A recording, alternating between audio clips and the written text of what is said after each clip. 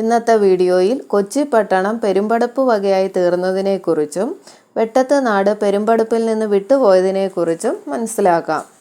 രവിഗോദവർമ്മ മഹാരാജാവിൻ്റെ മരണശേഷം ക്രിസ്തുവർഷം 1202 കൊല്ലവർഷം 377 ആണ്ട് മുതൽ ആദ്യത്തെ രവിവർമ്മ എന്നു പേരായ മഹാരാജാവാണ് പെരുമ്പടപ്പ് രാജ്യം ഭരിച്ചിരുന്നത്.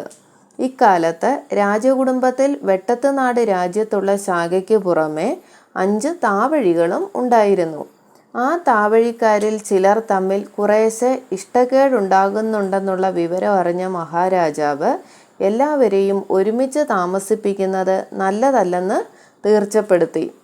രാജ്യത്തിലെ ഓരോ പ്രദേശങ്ങളിലായി കോവിലകങ്ങൾ പണിയിച്ച് ഓരോ താവഴിക്കാരുടെയും താമസം ഓരോ സ്ഥലത്താക്കി മാറ്റി.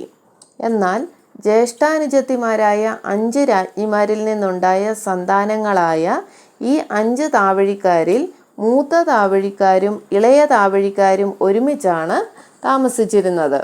അവർ വെള്ളാരപ്പിള്ളിയിലേക്കും മറ്റു 3 താവഴിക്കാർ പള്ളുരുത്തി, മുരിങ്ങൂർ, ചാഴൂർ എന്നീ പ്രദേശങ്ങളിലേക്കും താമസം മാറ്റി.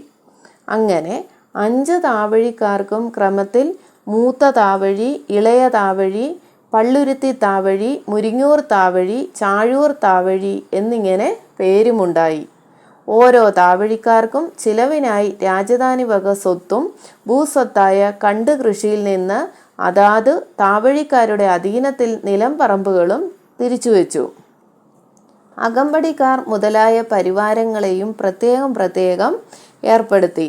എല്ലാ താവഴികളിലും വെച്ച് വയസ്സായ പുരുഷൻ മഹാരാജാവായി വാഴുവാനും നിയമിച്ചു. ആദ്യകാലത്ത് ഈ വിഭാഗം കൊണ്ട് വലിയ കുഴപ്പമൊന്നും ഉണ്ടായില്ലെങ്കിലും അധികകാലം കഴിയും മുമ്പ് തന്നെ മഹാരാജാവായി വാഴുന്ന ആൾ തൻ്റെ സ്വന്തം താവഴിയെ ധനം കൊണ്ടും മറ്റും അധികം സഹായിക്കാൻ തുടങ്ങിയതോടെ രാജകുടുംബത്തിൽ പ്രശ്നങ്ങളും മത്സരങ്ങളും വർദ്ധിക്കാൻ ഇടയായി.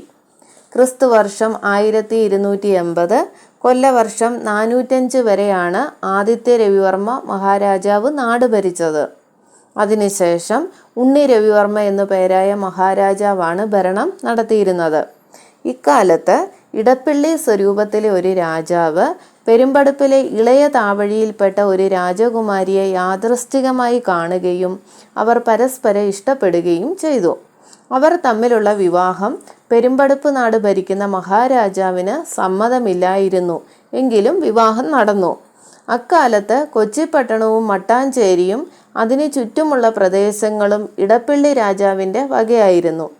മേൽപ്പറഞ്ഞ രാജ്ഞിയുടെ ഭർത്താവായ ഇടപ്പള്ളി ഇളയ തമ്പുരാൻ അവിടുത്തെ വലിയ തമ്പുരാനായപ്പോൾ കൊച്ചിയും അതിനടുത്ത പ്രദേശങ്ങളുമെല്ലാം രാജ്ഞിക്കും മക്കൾക്കുമായി കൊടുത്തു. അങ്ങനെ ആ പ്രദേശങ്ങളെല്ലാം പെരുമ്പടപ്പിലെ ഇളയ താവഴിയുടെ സ്വകാര്യ സ്വത്തായി തീർന്നു. അങ്ങനെ കൊച്ചി പട്ടണം ആ താവഴിക്കാരുടെ സ്വന്തമായി തീർന്നത് കാലക്രമത്തിൽ രാജകുടുംബത്തിൽ പ്രശ്നങ്ങൾ വർദ്ധിക്കാൻ ഒരു കാരണമായി പരിണമിച്ചിട്ടുണ്ട്. ഉണ്ണി രവിവർമ്മ മഹാരാജാവ് എത്ര വർഷം നാട് ഭരിച്ചു എന്നത് നല്ല നിശ്ചയമില്ല. ക്രിസ്തുവർഷം 1270 1280 ഇടയിൽ ഗോദവർമ്മ എന്നു പേരായ മഹാരാജാവാണ് രാജ്യം ഭരിച്ചിരുന്നത്. ഇക്കാലത്ത് കോഴിക്കോട് രാജാവായ സാമൂതിരിപ്പാടിൻ്റെ പ്രാബല്യം പല വിധത്തിലും വർദ്ധിച്ചിരുന്നു. മാമാങ്കത്തിൽ വിട്ടുപോയ പ്രാധാന്യം വീണ്ടെടുക്കാൻ അദ്ദേഹം പല ശ്രമങ്ങളും നടത്തിക്കൊണ്ടിരുന്നു. പെരുമ്പടപ്പ് സ്വരൂപത്തിൽ പ്രാധാന്യം വീണ്ടെടുത്ത് സ്ഥാപിച്ച രവിവർമ്മ മഹാരാജാവും കേരളവർമ്മ മഹാരാജാവും മൂപ്പിൽ സ്ഥാനത്തേക്കും ഇളമുറ സ്ഥാനത്തേക്കുമായി പെരുമ്പടപ്പ് നാടും വെട്ടത്ത് നാടും പിരിച്ചിരുന്നല്ലോ. പെരുമ്പടപ്പിൽ ശാഖ പല താവഴികളായി പിരിഞ്ഞതും കാലക്രമത്തിൽ ആ ശാഖകളും വെട്ടത്ത് ശാഖയും തമ്മിൽ വളരെ അകൽച്ച വന്നതും നിമിത്തം വെട്ടത്ത് ശാഖയ്ക്ക് ആ നാടിൻ്റെ സ്ഥിരമായ ആധിപത്യം മാത്രം ഉണ്ടായാൽ മതിയെന്നുള്ള നിലയിലായി. മറ്റ് ശാഖക്കാരിൽ ഉൾപ്പെട്ടവർ ഇളങ്കൂറ് സ്ഥാനത്ത് വന്ന് ഭരണം നടത്തുമ്പോൾ അനുഭവിക്കേണ്ടി വരുന്ന കുടുംബ ക്ലേശങ്ങൾ അങ്ങനെയുള്ള നില വരുവാൻ പ്രധാന കാരണങ്ങളായിരുന്നു.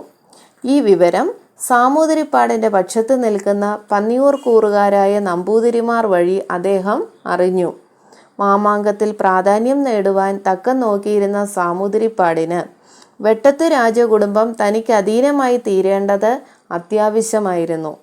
വെട്ടത്ത് നാടിൻ്റെയും പെരുമ്പടുപ്പ് നാട്ടിൽ ഉൾപ്പെട്ട കൂറ്റനാട് എന്ന പ്രദേശത്തിൻ്റെയും അതിരിൽ കിടക്കുന്നതും മാമാങ്കോത്സവം നടത്തിവരുന്നതുമായ തിരുനാവായ പ്രദേശവും ആ വഴിക്ക് തന്നെ വന്നേരി നാട്ടിൽ പെരുമ്പടുപ്പിൻ്റെ പരദേവതാ സ്ഥാനമായ ചിത്രകൂടം ഉൾപ്പെട്ട പ്രദേശവും കൈവശപ്പെടുത്തിയാലേ മാമാങ്കത്തിൽ പ്രാധാന്യം ലഭിക്കാൻ അദ്ദേഹത്തിന് വഴിയുണ്ടായിരുന്നുള്ളൂ.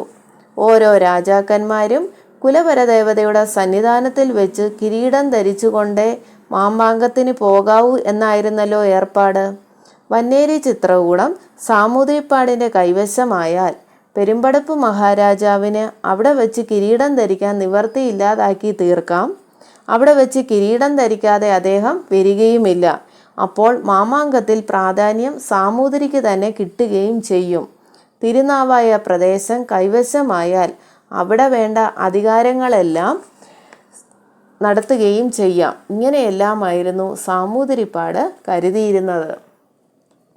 സാമൂതിരിപ്പാടിൻ്റെ പക്ഷക്കാരായ പന്നിയൂർ കൂറുകാർ അദ്ദേഹത്തിൻ്റെ തന്ത്രപ്രകാരം വെട്ടത്ത് രാജകുടുംബം സാമൂതിരിയുടെ പക്ഷത്തിൽ ചേർന്ന് അദ്ദേഹത്തിൻ്റെ മൈത്രിയോടുകൂടി ഇരുന്നാൽ പെരുമ്പടുപ്പ് ശാഖക്കാരുടെ വെട്ടത്ത് നാട്ടിലുള്ള സ്ഥാനാവകാശം കളയാമെന്നും മറ്റും വെട്ടത്ത് രാജകുടുംബത്തെ ഉപദേശിച്ചു. പക്ഷേ അവർക്ക് മറ്റൊരാൾക്ക് കീഴടങ്ങിക്കൊണ്ടുള്ള ബന്ധുതയ്ക്ക് ഒരുക്കമുണ്ടായിരുന്നില്ല. ഒടുവിൽ വെട്ടത്ത് നാടിനെ യുദ്ധത്തിൽ കീഴടക്കുവാൻ തന്നെ സാമൂതിരി പുറപ്പെട്ടു. പക്ഷേ അക്കാലത്തെ വെട്ടത്ത് രാജകുമാരന്മാർ വലിയ പരാക്രമികളും ജനസ്വാധീനമുള്ളവരും നീതി നിപുണന്മാരുമായിരുന്നതിനാൽ സാമൂതിരിയുടെ ഉദ്ദേശം എളുപ്പത്തിലൊന്നും സാധിച്ചില്ല. അവർ ഭയങ്കരമായി എതിർത്ത് പൊരുതി തന്നെ നിന്നു. സാമൂതിരിയും വിട്ടുകൊടുത്തില്ല. ഒടുവിൽ പന്നിയൂർ കൂറുകാരായ നമ്പൂതിരിമാരുടെ നിരന്തര പരിശ്രമത്താൽ രണ്ടു കൂട്ടരും യുദ്ധം നിർത്തി സന്ധിയാകാൻ തീരുമാനിച്ചു. തിരുനാവായ പ്രദേശവും ക്ഷേത്രാധികാരവും വെട്ടത്ത് രാജകുടുംബത്തിൻ്റെ കീഴിൽ തന്നെ ഇരിപ്പാനും പെരുമ്പടുപ്പ് ശാഖക്കാരുടെ എളമ സ്ഥാനാധികാരം ഉപേക്ഷിച്ച് വെട്ടത്ത് കുടുംബത്തിലെ മൂത്ത പുരുഷൻ തന്നെ അവിടുത്തെ രാജാവായി ഭരണം നടത്തുവാനും പെരുമ്പടുപ്പ് മഹാരാജാവിൻ്റെ സ്ഥാനം വെട്ടത്ത് രാജാവിന് വയസ്സുമൂപ്പ് വഴിക്ക് കിട്ടുന്ന കാലത്ത് അത് ഉപേക്ഷിപ്പാനും മാമാങ്ക പ്രാധാന്യ സംഗതിയിൽ വെട്ടത്ത് രാജാവ് ഉദാസീനനായിരിക്കാനും നിശ്ചയിച്ചുകൊണ്ട് അവർ സഖ്യം ചെയ്തു. അന്നു മുതൽ വെട്ടത്ത് രാജകുടുംബത്തിന് വെട്ടത്ത് സ്വരൂപ എന്ന പേരും ഉണ്ടായി.